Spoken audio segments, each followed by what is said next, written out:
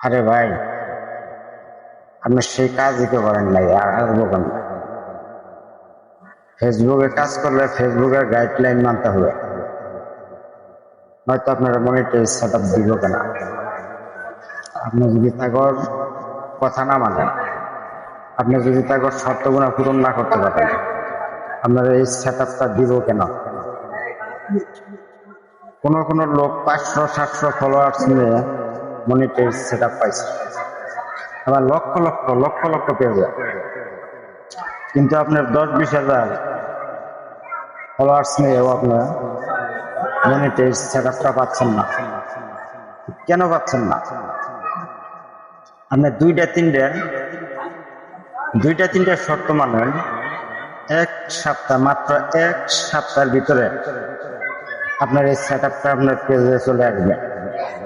যদি না আসে, আমার গরুর সাথে বাইন্দা ঘাস দিবেন, আমি ঘাস খাবো, এটাই বাস্তব। কিন্তু সেট আপটা আসবে কিভাবে, কি করলে? যদি আপনারা ভিডিওটা দেখেন তাহলে আপনারা বুঝতে পারবেন যে কেন, কিভাবে এই সেট আপটা।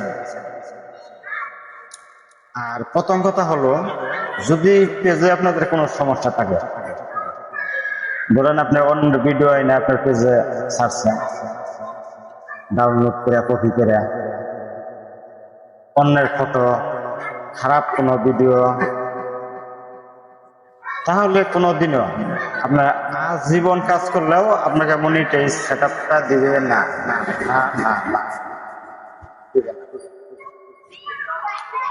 হ্যাঁ, যদি আপনি সলিড কাজ করতে পারেন, ধরেন আপনার নিজের কন্টেন্ট,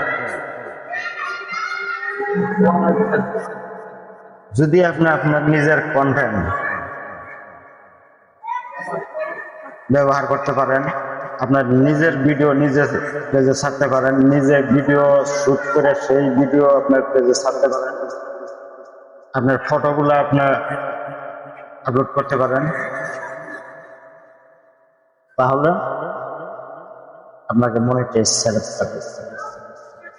পেজের সমস্যা থাকলে, অন্যের ভিডিও ছাড়লে আপনাকে সেট আপটা কোনোদিনও দেবে না।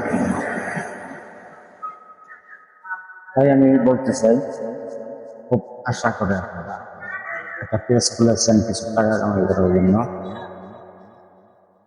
এখন ফেসবুকের গাইডলাইন মাইনা যদি আপনারা